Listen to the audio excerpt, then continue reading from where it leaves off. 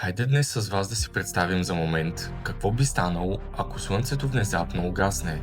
За час, за ден, за месец или дори за цяла година. Последните фотони от повърхността на нашата звезда и последните частици от слънчевия вятър вече са поели към Земята в своя последен полет.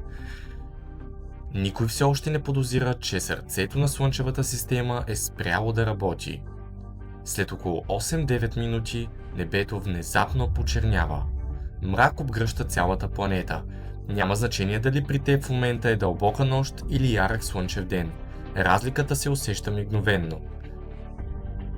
Звездите вече се виждат ясно на фона на абсолютно черното небе. Луната изчезва напълно, защото вече няма слънчева светлина, която да отразява.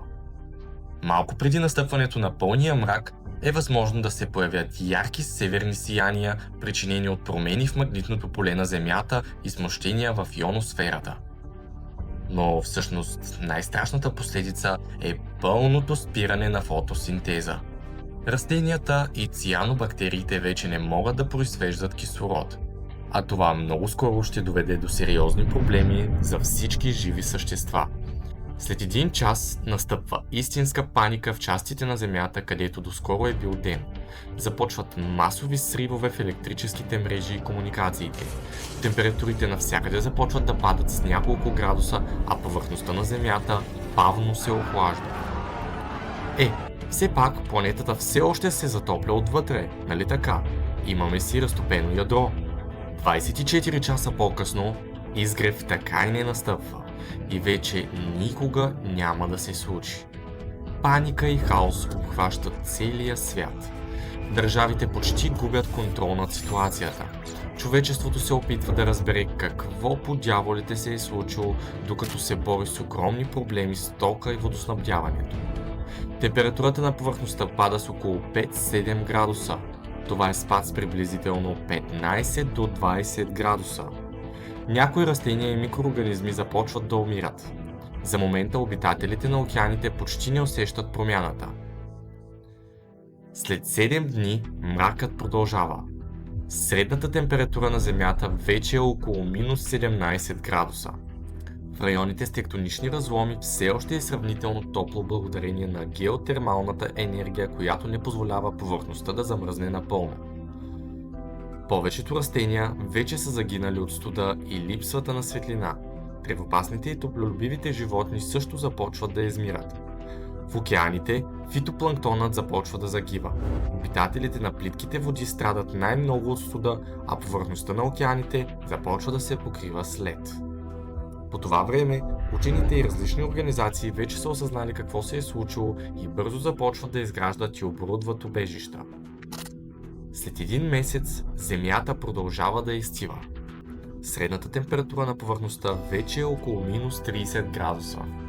Почти цялата планета е покрита с лед. Практически всички растения и цианобактерии са загинали. Някои видове дървета, особено иголистните, все още са живи, но без слънчева светлина дори те не могат да произвеждат кислород. Всъщност, повечето живи организми на Земята вече са мъртви, но някои бактерии продължават да съществуват нормално. Останалият живот на планетата се намира главно около геотермалните извори и под водата. Интересното е, че ледът върху океаните забавя тяхното охлаждане, а в зоните с океански разломи и геотермални източници водата остава топла, защото естествено се нагрява отвътре, но дори в океаните започва масово измиране. След една година повърхността на Земята и океаните е покрита с дебел слой лед. Според някои изследователи температурата на повърхността би паднала до минус 40 градуса. Животът оцелява единствено дълбоко в океаните и вероятно в малки човешки общности на места като Исландия, където има силна геотермална активност. Много професори смятат, че Земята ще продължи да се охлажда още хиляди години, докато температурата на повърхността достигне приблизително минус 160 градуса.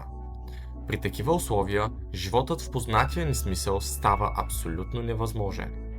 И всъщност нека не забравяме гравитацията на Слънцето. Малко вероятно е Слънцето просто да угасне без да изгуби гравитационното си влияние, Ако то спре да задържа планетите в орбитата им, тогава планетите и астероидите просто ще се понесат в открития космос. Някои от тях дори може да се сблъскат помежду си. Земята би полетяла в дълбокия космос, където може да бъде бомбардирана от астероиди, комети и радиация, да се сблъсква с други планети или дори някой ден да попадне в гравитацията на черна дупка. Съществува и много малка вероятност след милиони години скитане в космоса, Земята всъщност да бъде уловена от друга звездна система и да получи ново Слънце. В крайна сметка обаче, това е една малка фантазия, представена от мен към вас. Хайде по-скоро да го наречем един мисловен експеримент. Истинското бъдеще на нашата звезда всъщност е съвсем различно. След няколко милиарда години Слънцето ще се раздуе и ще се превърне в червен гигант. То ще погълне Меркурий, Венера, Земята, Марс и те ще се нагреят до хиляди градуси. След около 5 милиарда години Слънцето ще изхвърли външните си слоеве, а в центъра на Слънчевата система ще остане постепенно изтиващото звездно ядро, наречено бяло джудже. Всъщност около което ще обикаля това, което е останало от Слънчевата система. Но това всъщност е може би идея за друг клип. Напиши в коментар ти къде би опитал да оцелееш, ако Слънцето изчезне.